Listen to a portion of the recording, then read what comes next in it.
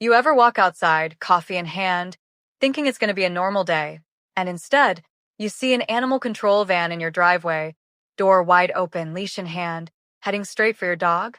Yeah, that was me. And not just any dog, my best friend, my golden retriever, Max.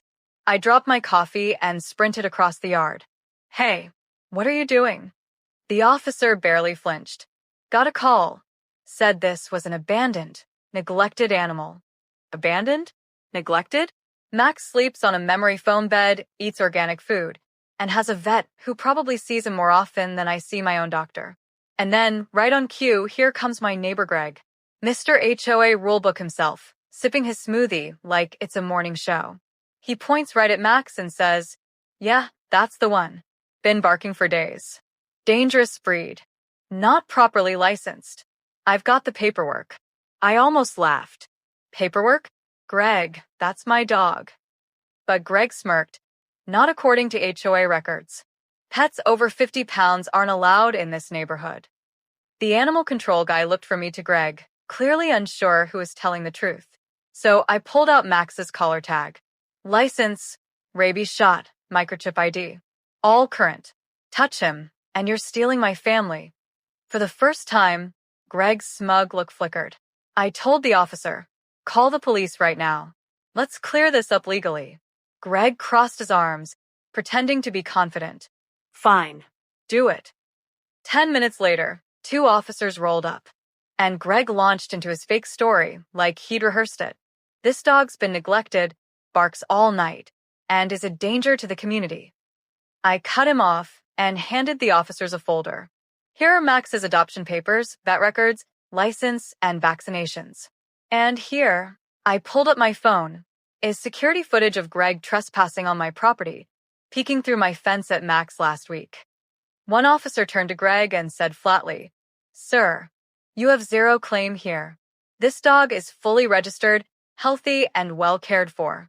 Any more false reports, and you'll be facing charges for harassment." Greg's smoothie suddenly didn't taste so sweet anymore.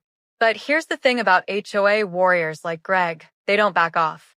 They retreat, regroup, and come back louder. And sure enough, 2 weeks later, he tried to turn the whole HOA against me.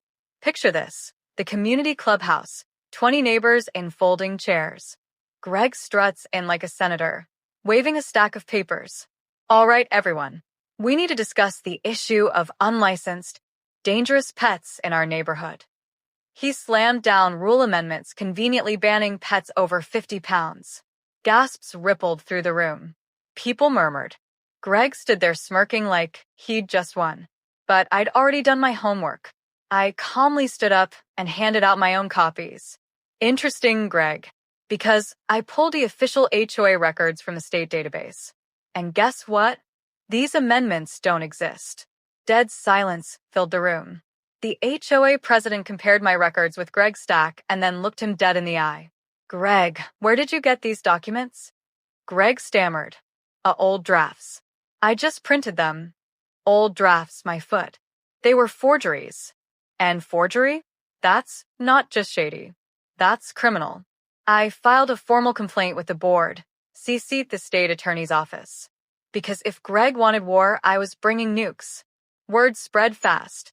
Suddenly, the whole block was whispering about Greg faking HOA documents.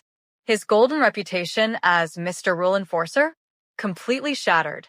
A couple weeks later, police came back, this time knocking on Greg's door. Filing false animal abuse reports and forging HOA papers? That'll earn you more than just angry neighbors. It'll get you fines, legal trouble, and a record. And that's exactly what happened.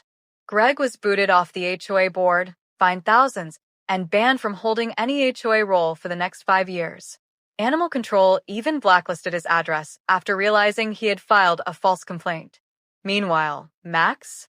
He was still chasing tennis balls in my yard, still drooling on my shoes, still king of the block. Every Saturday morning, I make it a point to throw the ball extra loud, just so Greg can hear Max's happy bark echo across the street. Because some victories deserve a soundtrack. The best part? At the next HOA election, the neighborhood voted me onto the board. Now I get to make sure no one else ever deals with Greg-level nonsense, especially when it comes to their pets. So yeah, Greg tried to take my dog away with fake paperwork and HOA lies. Instead, he lost his position, his reputation, and a ton of money. And Max? He never looked happier. Got a neighbor who thinks they run the block? Or worse, tried to mess with your pets? Share your wildest neighbor or HOA story in the comments. I read every single one.